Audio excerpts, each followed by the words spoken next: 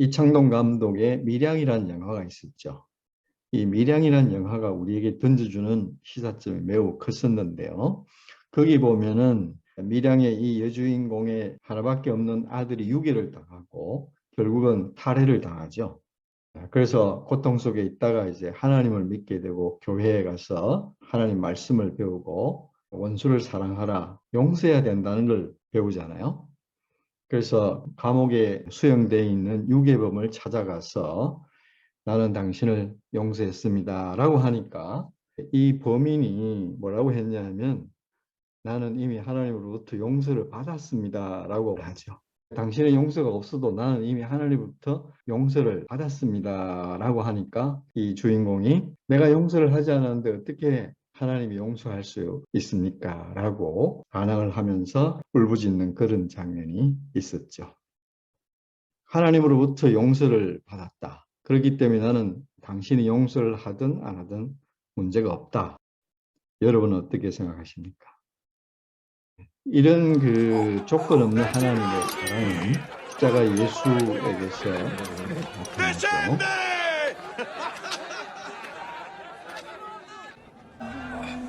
아빠, Pakom, dilahir mo.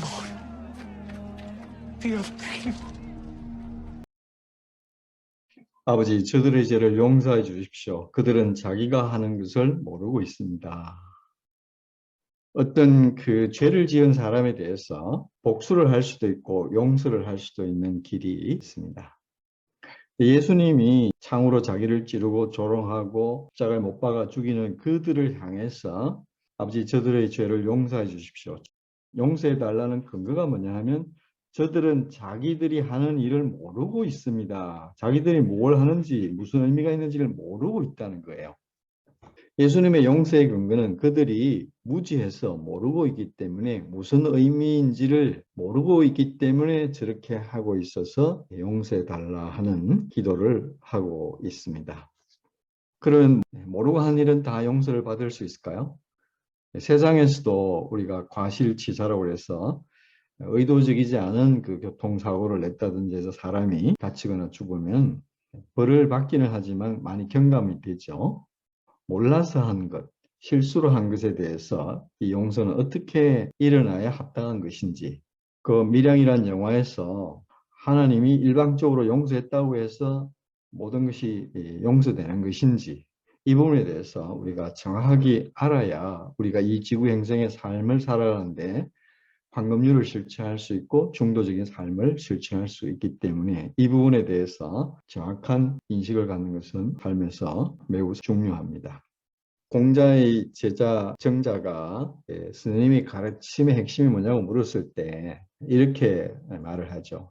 삼아 나의 돈은 하나로 꿰뚫고 있다. 여기서 이리관지라고 되어 있는데 이 이리관지는 두 가지 의미가 있어요. 책을 많이 읽고 배워서 이 도를 내가 깨우친 것이 아니고 통찰 안에서 하나로 깨어져서 그냥 통찰이 일어나서 내가 아는 것을 가르치는 것이다 라는 뜻도 있고요. 또 하나는 내가 가르친 진리의 길은 하나로 꿰 수가 있다. 이리관지 하나로 연결되어 있다. 통일되어 있다. 그것이 뭐냐 하면 충서라고 가르쳤는데 공자가 나가시고 다른 제자가 물었다. 무슨 뜻입니까?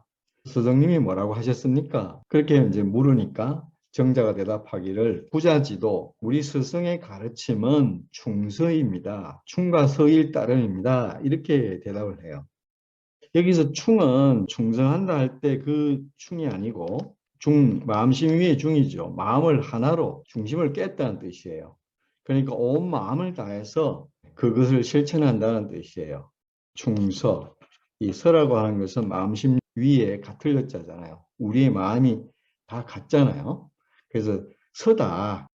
나의 가르침 전체, 가르침의 핵심은 서라고 하는 것으로 이리관지되어 있다 하는 것을 말하고 있습니다. 자공이 또 그 공자에게 묻습니다. 평생 내가 지켜야 할 말 한마디만 좀 말씀해 주십시오 라고 요청을 하니까 기서호, 그것은 서다. 그런데 그 서가 뭐냐 하면 기소불용 물시효입니다.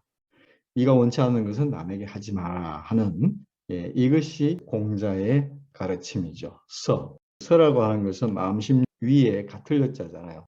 너 마음과 내 마음이 같으니까 내가 실수했을 때 나를 비판하고 책망하고 벌을 주는 그것을 나라면 원치 않잖아요. 비록 실수는 했지만 그 마음이 서로가 같다는 거예요. 모든 사람이. 그러니까 용서를 하는 그것이 바로 기소불량 물시의인이고 이것이 바로 황금률이죠. 네, 유교의 황금률이라고 하잖아요.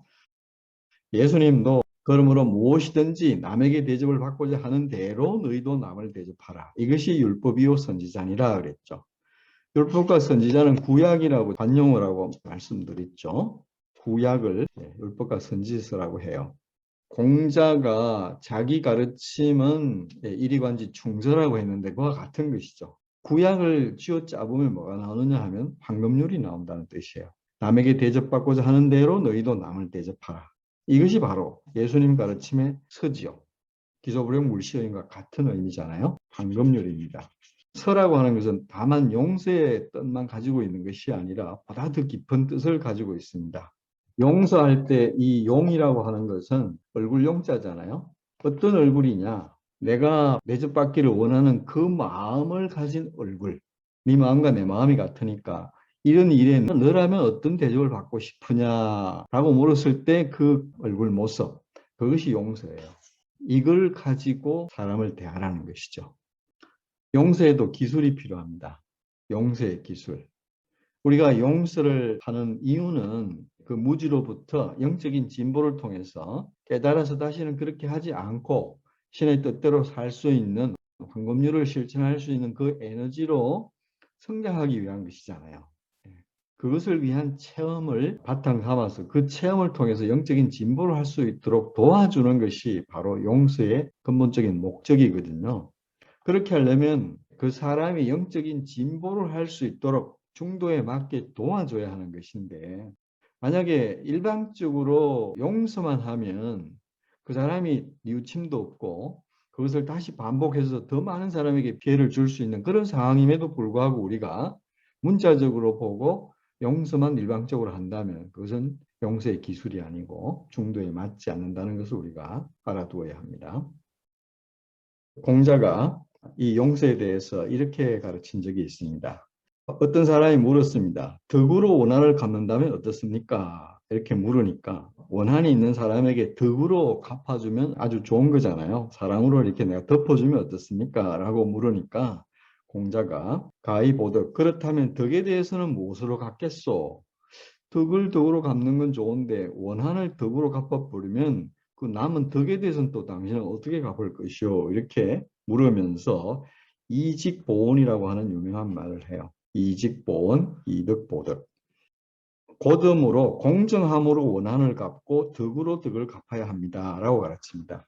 예, 고덤, 여기 이직이라는 것은 공정하다는 뜻이에요. 공정하게 갚으라는 뜻이에요. 공자는 지극히 현실주의자였습니다. 그래서 상대방이 어떤 잘못을 했을 때, 원한이 생겼을 때 그것을 공정하게 하라. 이 말은 때로는 그것을 요즘 말로 하면 법에 의거해서 처리하는 것을 포함해야 된다는 거예요. 그것이 이제 용서의 기술이라는 거예요.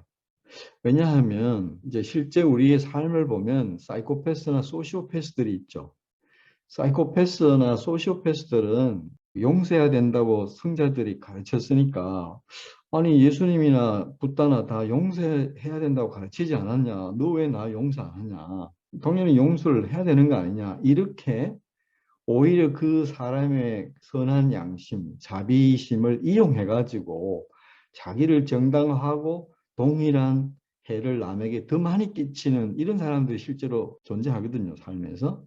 공자는 이런 사람에 대해서는 그렇게 하면 안 된다는 거예요. 공정하게 그런 사람들은 반성하고 회개해서 다시는 그런 것을 저지르지 않고 영적인 진보를 할 수 있는 자세가 되어 있을 때는 덕으로 덮어줄 수 있지만 그렇지 않으면 이직 공정함으로 법에 의해서 공정함으로 다스려야 된다, 처리해야 된다 이렇게 말을 했습니다.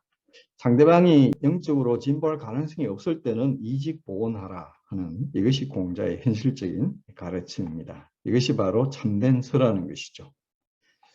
예수님은 이 부분에서 어떻게 가르쳤냐 하면 아버지 저 사람들을 용서해 주십시오. 왜냐하면 저들이 자기들이 하는 일을 모르고 있습니다. 라고 무조건적인 용서를, 자기를 찌르고 죽이고 생명을 앗아가는 그 사람들도 마지막으로 용서를 했죠. 그런데 동시에 어떻게 가르치냐면 너희는 스스로 조심하라. 만일 내 형제가 죄를 범하거든 경고하고 회개하거든, 조건적이죠. 회개하거든 용서하라. 만약 회개 안 하면 용서하지 말라는 거잖아요. 이건 서로 좀 상충되는 것처럼 보이는데 이것이 바로 용서의 기술이에요. 중도를 취하라는 것을 동시에 보여주고 있습니다.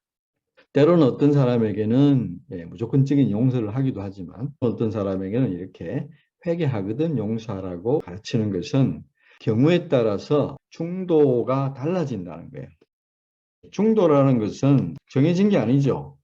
여기서 여기까지가 뭐 0에서 100이라고 하면 이 중간이 중도가 아니에요.